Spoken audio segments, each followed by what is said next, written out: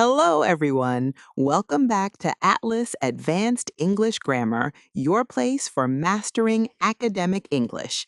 In previous lesson, we thought full picture about types of clauses as independent and dependent clauses and further classification of independent clause like simple sentence, compound sentence, complex sentence, and compound complex sentence. In addition, the types of dependent clauses as noun clause, adjective, and adverb clauses.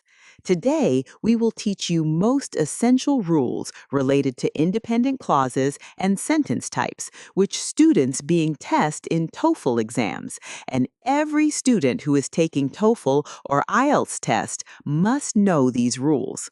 Understanding grammar tricks are essential for getting a high score on the writing and speaking sections. Many students lose points not because they don't know English, but because they make small grammar mistakes that the TOEFL specifically tests for. In this guide, I'll explain essential grammar rules in detail. Each rule includes a simple explanation of the rule and concept, common traps that TOEFL uses to trick students, many examples showing both wrong and right ways, quick tests you can use to check your own writing. Let's begin. Part 1. Independent Clause Rules. We'll start by asking, what is an independent clause? An independent clause is a group of words that has a subject, has a verb, expresses a complete thought, and can stand alone as a sentence. Now, we will go over each rule step by step. Rule number 1, contain a subject plus verb. This is the most basic rule, but also one of the most tested. Every independent clause must have a subject and a finite verb. Example, she runs. Here, she is subject, runs is verb. This is a complete independent clause. Rule number 2, must express a complete thought. This is where many students lose points. An independent clause must make sense by itself. Example, the meeting ended. This is a complete sentence, and the meaning is fully conveyed. Next example, because the meeting ended. This is not a complete sentence. Why? Because the word because creates a dependent clause. We are expecting more information. What happened because the meeting ended? Subordinating conjunctions are TOEFL trap words like although, because, when, if, and while. These words automatically make the clause dependent. If a sentence leaves you waiting for more information, it is not an independent clause. Rule number 3, length does not change independence. This is a very important advanced idea. An independent clause can be very short or very long, but the length does not matter. For example, he left. This is an independent clause that expresses a complete idea. Second example, the tall man in the blue suit, after finishing his coffee, left the building quietly. At first glance, this sentence may seem complicated, but it really isn't. Let's break it down and look at its main structure. Subject is the word man. Verb is the word left. Everything else simply adds extra detail. Many students assume that a long sentence is automatically a complex sentence, but this is incorrect. A sentence can be short or long and still remain simple. A long sentence is still a simple sentence as long as it contains only one independent clause. Rule number 4, can contain extra information and still be independent. An independent clause can include modifiers, phrases, even dependent clauses, but it still remains independent. The example, the book that I borrowed, which was fascinating, changed my perspective. Let's break down the example. The book changed my perspective is main clause. That I borrowed and which was fascinating, both are extra information. Even with these additions, the sentence still has only one independent clause. Some students believe that having many clauses automatically makes a sentence compound, but this is not true. because dependent clauses do not increase the number of independent clauses, and extra information does not change the core structure of the sentence. We understand what makes an independent clause complete. Let's look at something even more important for TOEFL. What breaks independence clauses? Because in the exam, you are not only asked to identify correct sentences, you are often tested on why a sentence is incomplete. And most mistakes come from these exact rules. Rule number 5: subordinating conjunctions break independence. Let's start with the first major rule. If a sentence begins with a subordinating conjunction, it becomes dependent, not independent. Common subordinators are after, although, when, while, because, before, if, and since. Example: although she studied. This is a fragment. Why? Because the word although creates expectation and the sentence is fragmented. We are waiting for what happened although she studied. The correct version is, although she studied, she did not pass. In this example, we have dependent clause, although she studied, independent clause, she did not pass. A TOEFL trap related to this is some students often think subject plus verb is a complete sentence. That is not enough. It should also give complete thought and idea. So remember, subordinators always steal independence from a clause. Rule number 6: relative pronouns create dependent clauses. If a sentence starts with a relative pronoun, it creates a dependent clause. Common relative pronouns are who, which, that, whose, and whom. Example: who won the prize? This is a fragment. Why? Because who introduces a clause that must describe something. We are asking who, which person? The correct version is, the student who won the prize is very talented. In this example, who won the prize is dependent clause. The student is very talented is independent clause. Here is a TOEFL trap which confuses most of the students because who clause is full sentence, but it only modifies a noun. Relative clauses which gives extra information, but they can never stand alone. Rule number 7: missing subject or verb is not a clause. The most basic but very crucial mistake. If a sentence is missing a subject or a verb, it is not a clause at all. Example: running fast. This is not a clause, it is only a phrase. Because there is no subject, no complete verb. Running is not a finite verb. The correct version is, she is running fast. Here we have both subject and verb. All right, now let's move on to part 2, sentence type rules. In this section, we'll explain one of the most important and often misunderstood structures in TOEFL grammar, the simple sentence. Many students think simple means easy or short, but that is not true. In TOEFL grammar, simple has a very specific meaning, so let's break it down clearly. First, look at the formula. Simple sentence has one independent clause and 0 dependent clauses. That's all.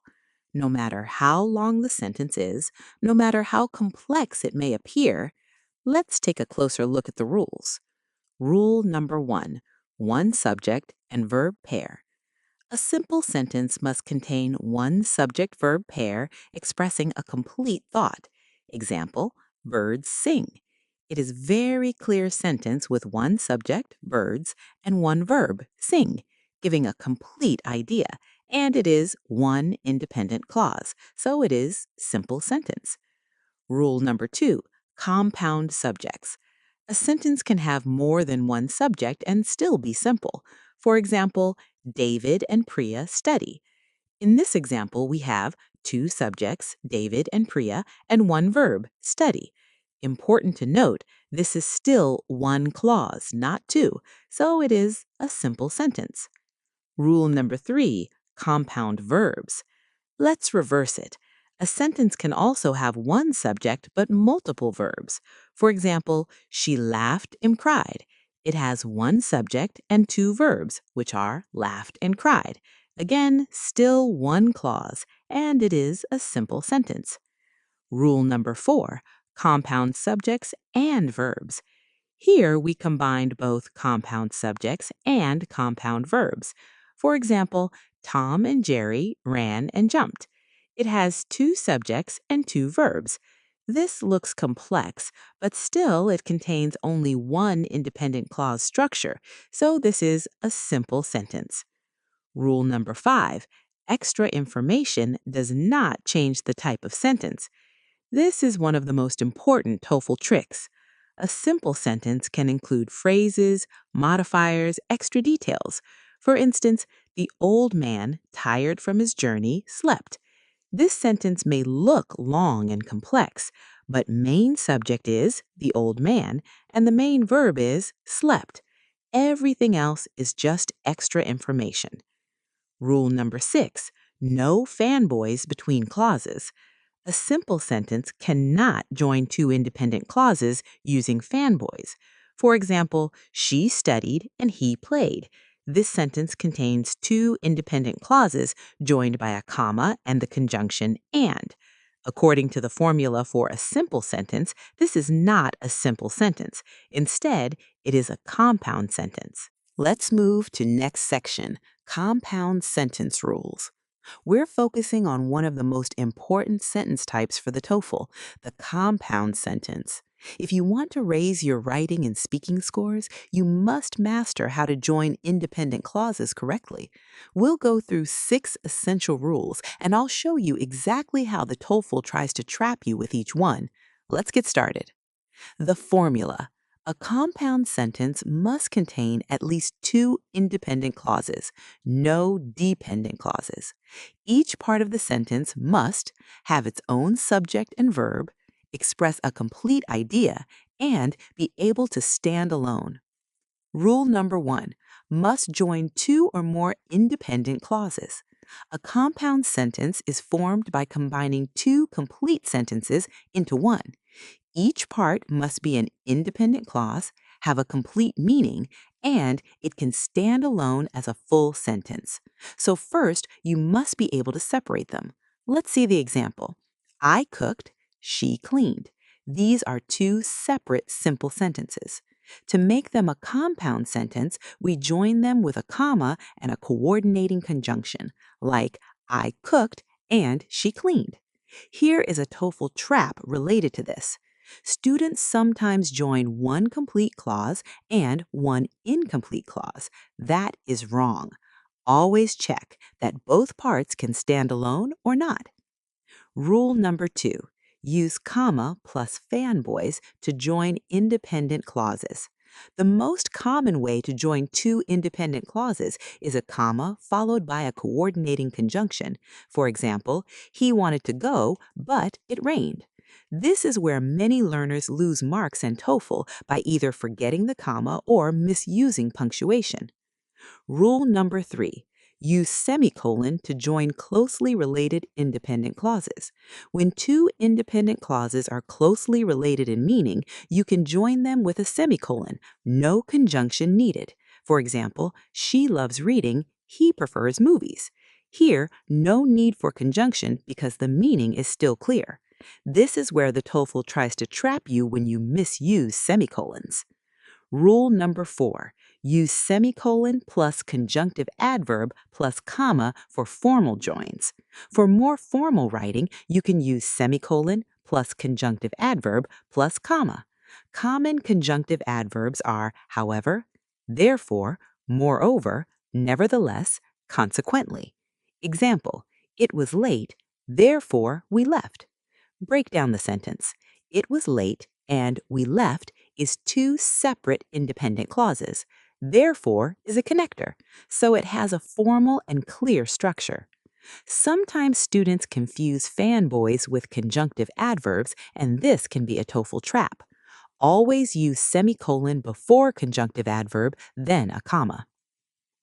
Rule number 5, no comma alone between independent clauses, which is a comma splice error. You cannot join two independent clauses with only a comma. This error is called a comma splice. For example, I studied, comma, I passed is an error because two independent clauses cannot be joined by only a comma, as we earlier told. We must use conjunction or use a semicolon. This is one of the most common TOEFL mistakes, so always check if there are two independent clauses, use proper joining structure, whether comma plus conjunction or semicolon.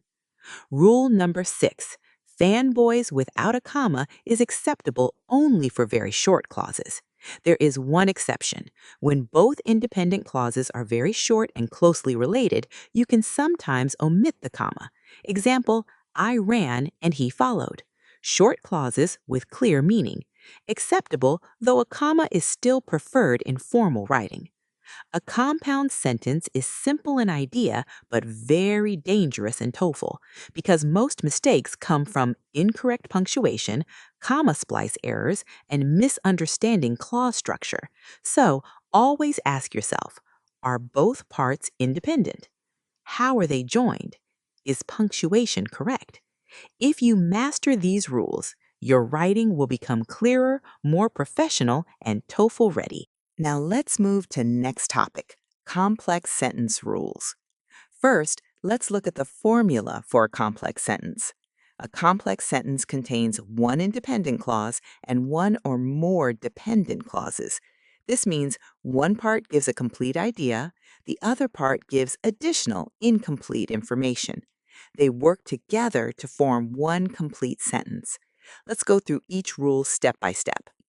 Rule number 1, must have one independent clause plus at least one dependent clause. This is the fundamental rule.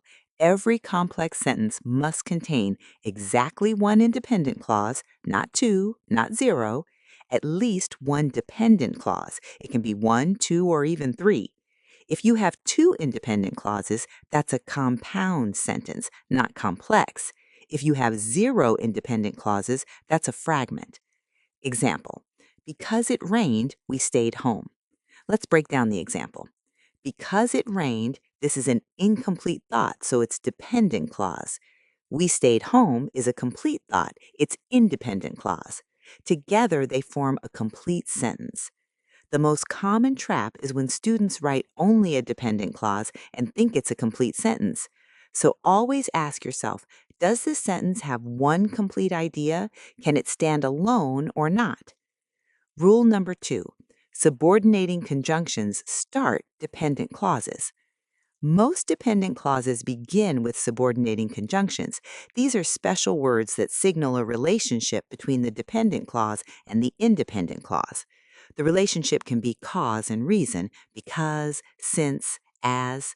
For time, we use when, while, after, before, until, as soon as. For contrast, we use although, even though, whereas, while. For condition, we use if, unless, provided that. Example, although she tried, she failed. Let's break it down. Although she tried is dependent clause, she failed is independent clause. Here, many students think if a group of words has a subject and a verb, it must be a complete sentence. That's not true. Subordinating conjunctions steal independence. A clause that starts with although, because, when, etc. is automatically dependent, no matter how long it is. Rule number 3, relative pronouns can also start dependent clauses. Dependent clauses can also begin with relative pronouns. These clauses describe or modify a noun. For example, the book that I read was amazing. Let's see the breakdown of the sentence. The book was amazing is independent clause. That I read, which describes the book, is dependent clauses. Relative clauses have their own subject and verb, so students often mistake them for independent clauses. A relative clause cannot stand alone. It must attach to a noun in an independent clause.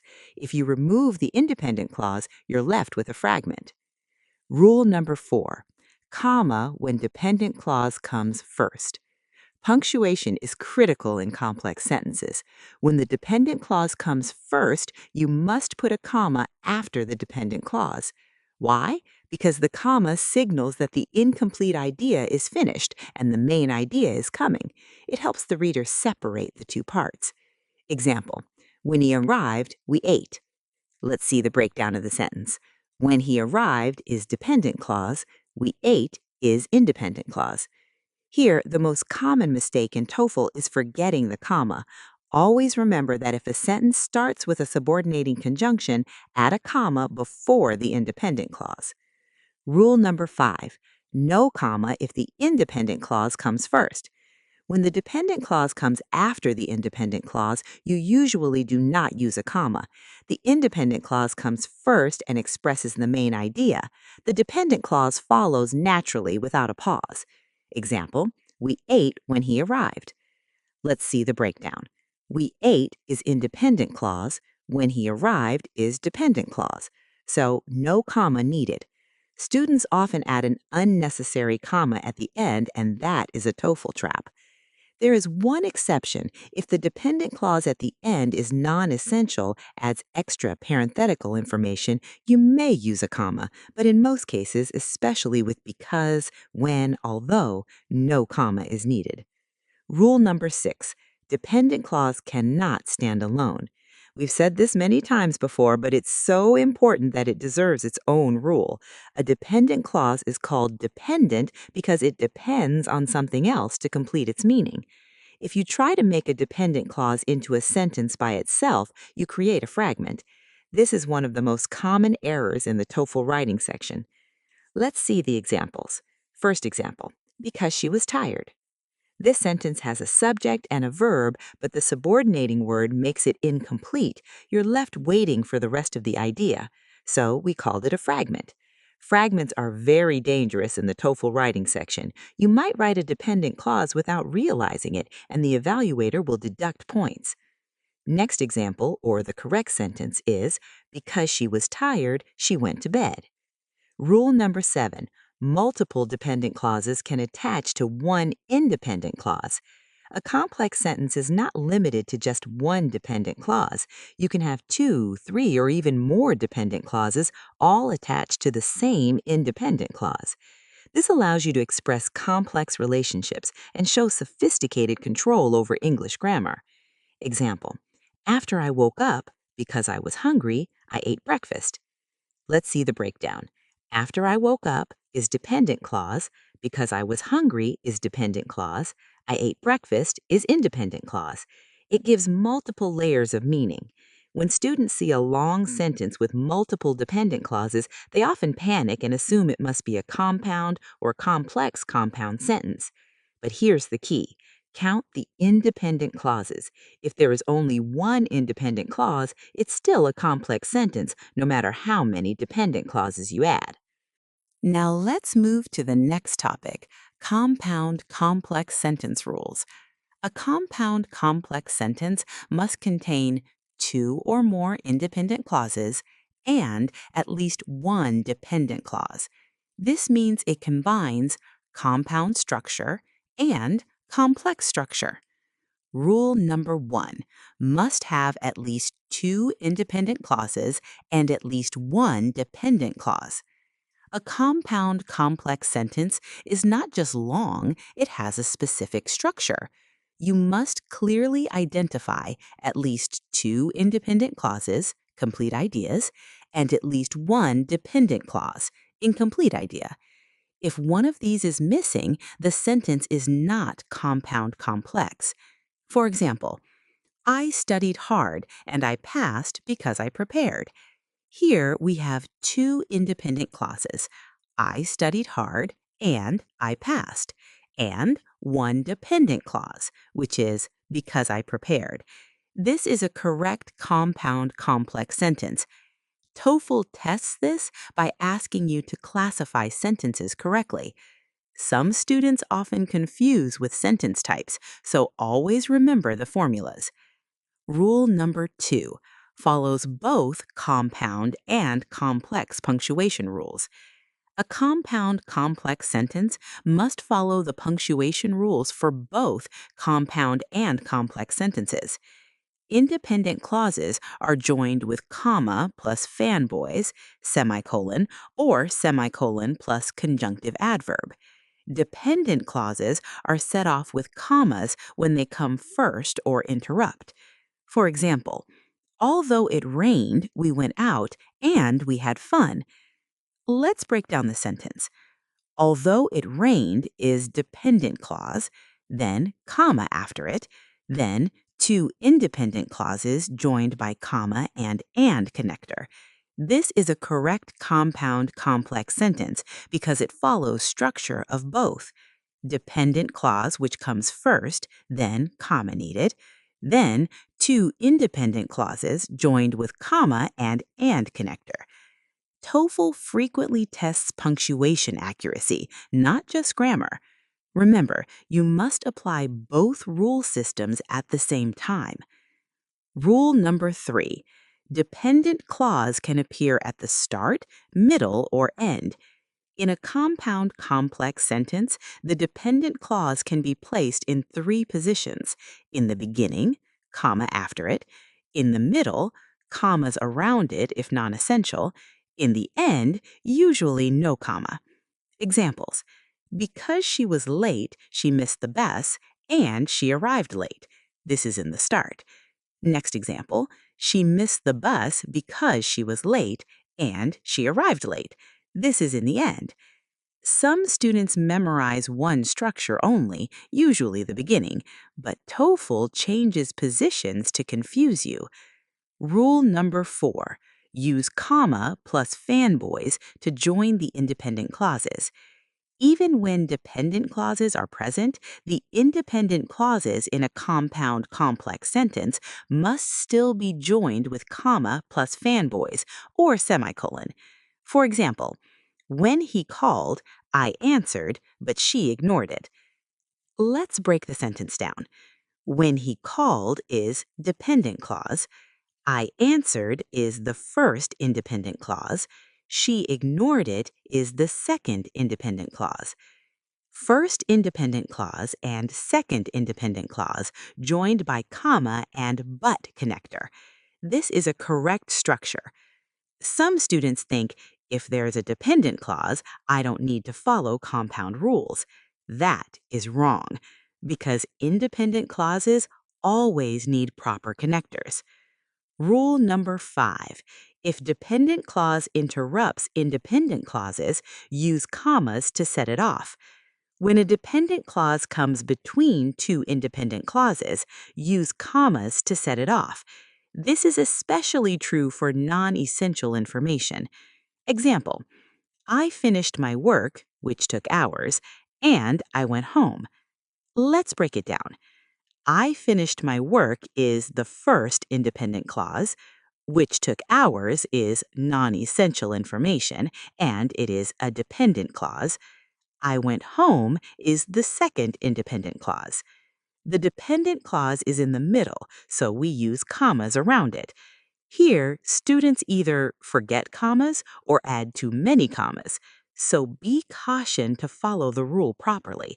If the clause interrupts, use commas. If not, don't overuse commas. A compound complex sentence is not about length, it is about structure, clarity, and correct relationships between clauses. You must follow these instructions. First, identify independent clauses, then identify dependent clauses, and finally, apply correct punctuation. If you do all above, you will avoid one of the most common TOEFL mistakes.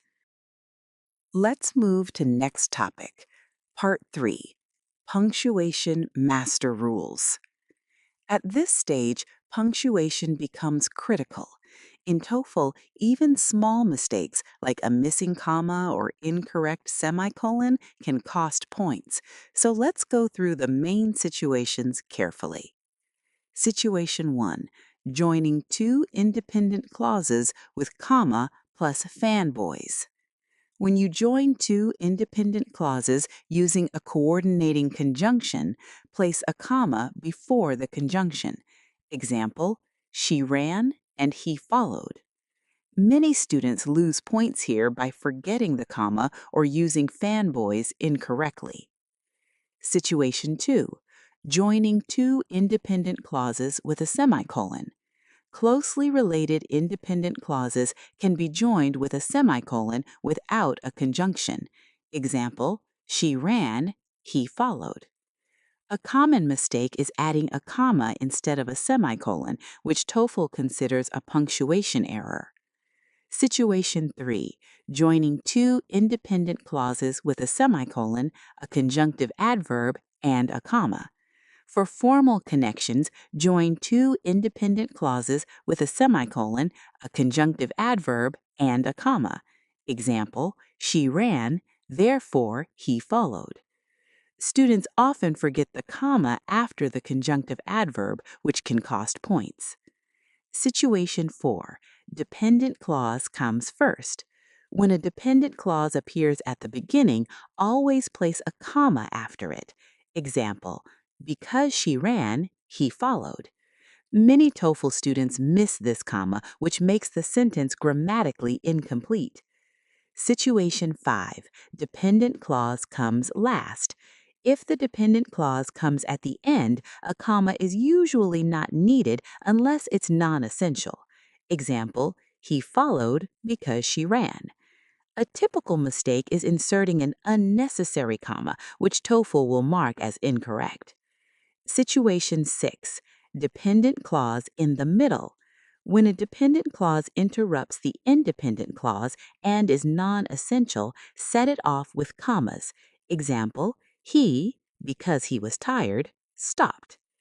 Students often omit one or both commas here, breaking the flow and losing marks. Situation 7. Three or more independent clauses. For three or more independent clauses, use commas with fanboys or semicolons for clarity. Let's see the example. Sentence A, comma, sentence B, comma, and connector then, sentence C. Or using semicolons as sentence A, semicolon, sentence B, semicolon, then, and connector, then sentence C. Both structures are correct. TOEFL students frequently join multiple clauses incorrectly, creating comma splices or run-on sentences.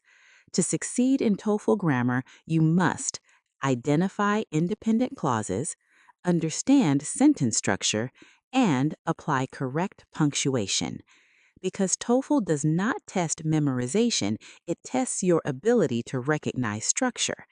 Examiners are not only checking your ideas, they are carefully evaluating how you build your sentences. So lastly, I'll give you a clear and practical guide to applying sentence types in your writing for a high score. If you want a strong score, your essay must show variety, accuracy, and control. So your writing must contain at least one compound sentence per paragraph, include at least two complex sentences per paragraph, and one or two compound complex sentences in the entire essay to demonstrate advanced structure. And most importantly, avoid fragments and run-on sentences completely. And last topic to know is common TOEFL errors to avoid. These aren't just small typos, but are structural failures that tell the rater your grammar is weak. If you can eliminate these 5 errors from your writing and speaking, your score will jump significantly. First, and most famous error, the comma splice. This happens when you join two independent clauses with only a comma, not using fanboy's conjunction. Next, we have the run-on sentence, also called a fused sentence. This happens when you join two independent clauses and forget to use punctuation at all. Next, let's look at the opposite problem, the fragment. A fragment is an incomplete sentence. It looks like a sentence, it starts with a capital letter and ends with a period, but it cannot stand alone. This usually happens when a dependent clause is left by itself. In speaking, students often pause and leave a thought unfinished. In writing, ensure every period follows a complete thought. Next, the misplaced semicolon. This one is tricky. Many students think a semicolon is just a strong comma. It is not. A semicolon must join two independent clauses. You cannot use it to join a dependent clause and an independent clause. Rule of thumb, semicolons are for equals only and used solely for two independent clauses. And finally, the error that catches even advanced students, the however trap. Students see however and think it works exactly like but. It does not. But is a conjunction. However is a conjunctive adverb. They follow different punctuation rules. However joins two independent clauses, you need a semicolon before it and a comma after. Think of however as needing stronger protection than but, where but, comma comes before, and for however, semicolon comes before it. Make sure you review and follow these rules before you write your next practice essay. If you found this lesson helpful, subscribe to Atlas Academy and continue building your academic English step by step. See you in the next lesson, and thanks for watching.